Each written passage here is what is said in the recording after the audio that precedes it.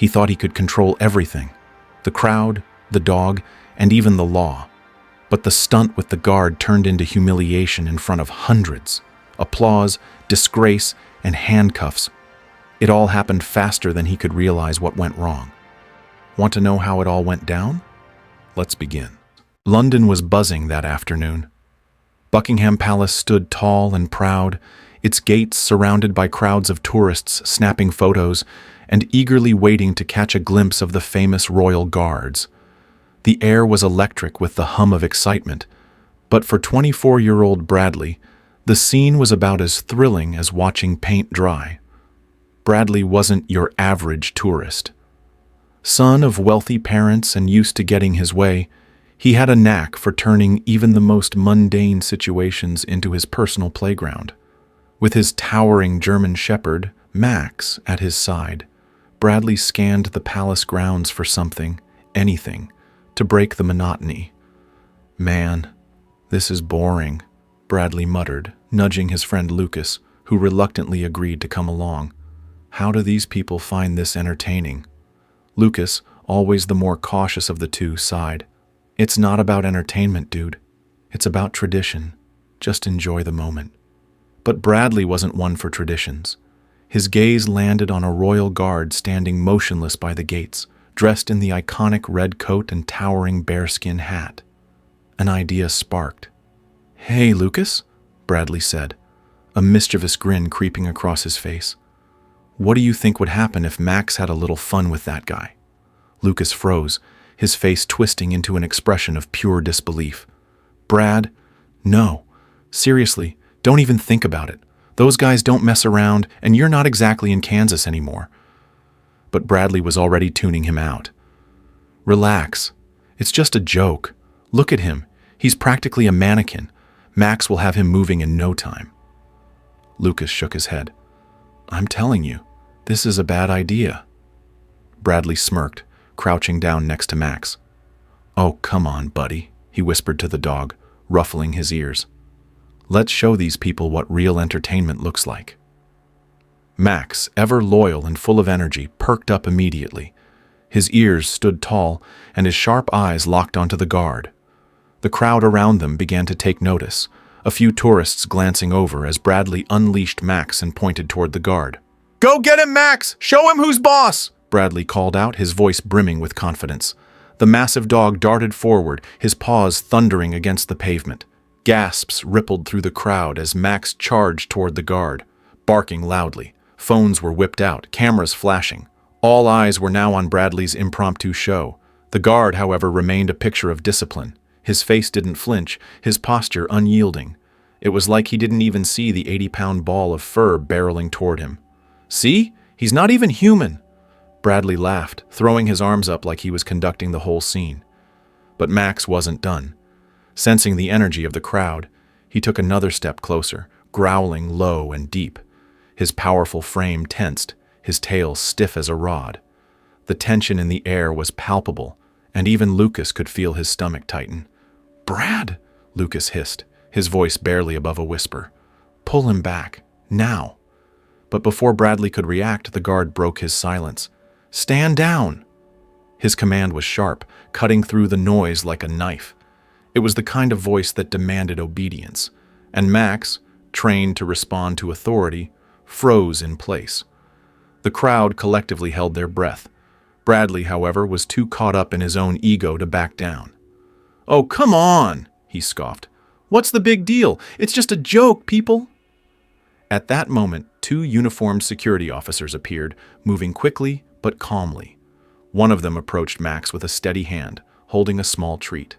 The dog hesitated, then turned his attention to the officer, his tail wagging slightly as the tension melted away.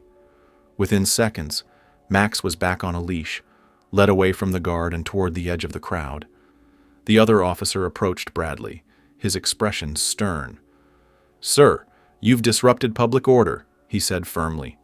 "Step back and control yourself." Bradley threw up his hands, his voice rising. "What? Seriously? It was just a joke. Don't you people have a sense of humor?" The crowd was no longer on his side. Murmurs of disapproval rippled through the tourists, and one voice cut through the chatter. Someone call the police. This guy deserves a lesson. Lucas tugged at Bradley's sleeve. Dude, just stop. You're making it worse. But Bradley wasn't ready to stop. Not yet. As the security officers tightened their circle around him, his smirk began to falter. The spotlight he craved so much was now burning him alive, and for the first time, he started to wonder if this little joke had gone too far. Bradley was seething. His face was flushed, his fists clenched, and the humiliation was unbearable. Moments ago, he was the center of attention, basking in the spotlight as if he owned the place. Now, his German shepherd, Max, had been led away, and he was left standing in front of an increasingly judgmental crowd. The whispers, the smirks, it all felt like a personal attack. "This is ridiculous," Bradley shouted, his voice echoing off the palace gates. "It was just a joke. What is wrong with you people? No one here knows how to have fun." The murmurs in the crowd grew louder. Some tourists shook their heads. Others raised their phones to capture the unfolding drama. Bradley scanned the faces, expecting at least one person to back him up. No one did. The royal guard stood motionless, his face as stoic as ever. It was infuriating. Bradley's anger boiled over as he stepped closer, his sneakers scuffing against the cobblestones. You're not even a real person, are you? You're just some statue in a stupid costume." Bradley's voice cracked as he pointed an accusatory finger at the guard. Lucas, who had been hanging back, looked mortified. "Bradley, stop. Just stop. You're embarrassing yourself." But Bradley was far past reason. He lunged forward, hands outstretched, grabbing at the guard's polished uniform. His fingers hooked around a brass button, yanking with enough force to tilt the guard's iconic bearskin hat slightly off-center. The crowd gasped, a collective intake of breath that seemed to suck all the air out of the square. "Hey, that's enough!" a voice from the crowd shouted. "Someone stop him!" Before Bradley could do any more damage, 2 palace security officers sprang into action. They moved with precision, one grabbing Bradley's arm and twisting it behind his back, the other pressing him firmly down onto the ground. It was quick, efficient, and left Bradley sprawled out on the cobblestones, his designer jacket smeared with dust. "Let go of me! You can't do this!" Bradley yelled, squirming against their grip. "Get your hands off me!" The officers didn't flinch. They secured him on the ground with practiced ease, their faces unreadable. Around them, the crowd erupted into scattered applause and cheers. "That's what he gets!" An older man in a sun hat called out, his voice full of satisfaction. A woman holding a toddler chimed in. "Maybe now he'll learn some respect." "This isn't America, mister." Lucas buried his face in his hands, mumbling, "I told you, Brad. I told you this was a bad idea." As Bradley struggled to comprehend what had just happened, the sound of sirens cut through the noise. A black police car pulled up to the edge of the square, and 2 officers stepped out, their uniforms crisp and their demeanor all business. One of them, a tall man with a commanding presence, approached Bradley. "Sir, you are under arrest for disturbing public order and assaulting a royal guard. Please, stand up slowly and cooperate." Bradley froze.